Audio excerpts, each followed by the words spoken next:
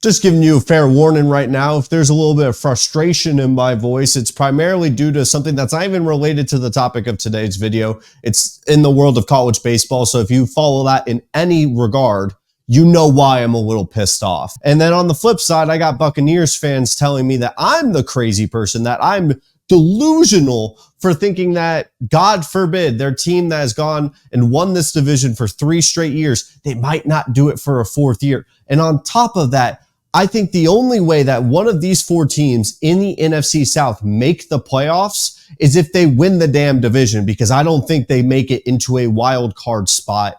With how weak the NFC is, it's gotten better. We look at the Bears, Packers, and then the Lions. Throw in the NFC West. You got the Rams and the 49ers. You got the Cowboys and Eagles. I think they're all much better than what the Buccaneers are most likely going to be in 2024. So the only way that you're going to be able to make the playoffs is probably winning this division, and I don't think the Bucs are going to do that. You know who I think is going to do that? The Atlanta Falcons. But do I feel really confident in that pick?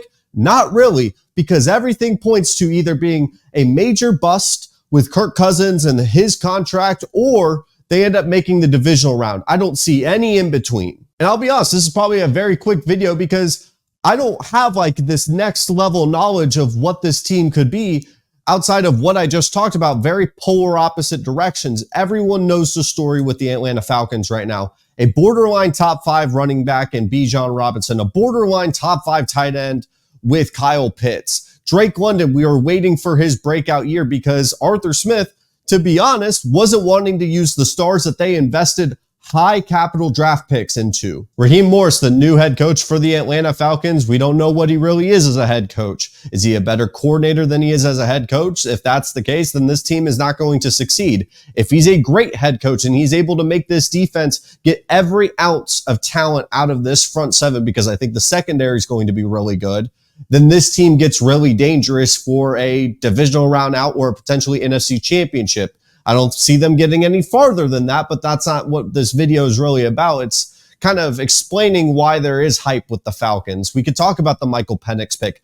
I disagreed with it. I had a 2nd round pick with Michael Penix, but we're talking about the 2024 season. He's probably not going to play this year unless Kirk Cousins gets hurt again. Speaking of Kirk Cousins' injuries, the dude's coming off a torn Achilles at a very old age. Sound familiar? It's just like the Aaron Rodgers thing. So if you want to believe in an old quarterback bouncing back from an Achilles injury, you might as well believe in the Jets as well. If they just get 90% of what Kirk Cousins was in Minnesota, they should be a playoff team. That should be the expectation for them to win a playoff game. I was told by people in the comments, and yes, say I'm crashing out, I do not care. I was told that he has not gotten better since the Washington Commanders, Washington football team. I can't say the other one. That's delusion. Because not last year, but the year prior, he showed an ability that he has not been able to do in a very long time, was maneuvering in the pocket and having good pocket presence and handling pressure. Everyone talks about how he can't handle the pressure, he can't handle the noise, he can't handle the clutch moments. He's not the best primetime quarterback, but I don't care about that narrative, man. I'm not asking for the Falcons to win a Super Bowl. I'm asking them to win at least one big game in the wild card because I think they're going to easily win this division. If we want to talk about their schedule, I think that the front half is very difficult compared to the second half. All that matters is that they get the ball rolling in the second half of the season. You are looking at the schedule on your screen. You cannot tell me that bottom half of the schedule does not look much, much easier than the front half. And I think by then, Kirk Cousins should be able to have the ball rolling enough to where they win this division. You don't need to win a ton of games. They don't need to win 11, 12 games to win this thing and make it into the playoffs. I think if you are looking at everyone else, the Panthers is still rebuilding. The Saints are the middle of the pack. They may go 1-1 with every single divisional team and end up being 9-8, 8-9, if not worse. The Bucs, I made a complete entire video about how I don't think this team is going to get much better than they were last year. This team is not perfect, but in the weakest division in the NFL, they can be far from perfect. They just have to be a competent offense and an improved defense. They have a defensive-minded head coach, a veteran quarterback, but guess what? This could all fail too. This is not guaranteed to go right, and I will be very clear on that. I'll eat my words. I'll admit I was wrong on the Buccaneers because guess what? The bottom line is you have an old quarterback with a torn Achilles, a new head coach, and a defense that has a lot of talent on the secondary, a questionable front seven, and a bunch of talent on the offense, and a good offensive line.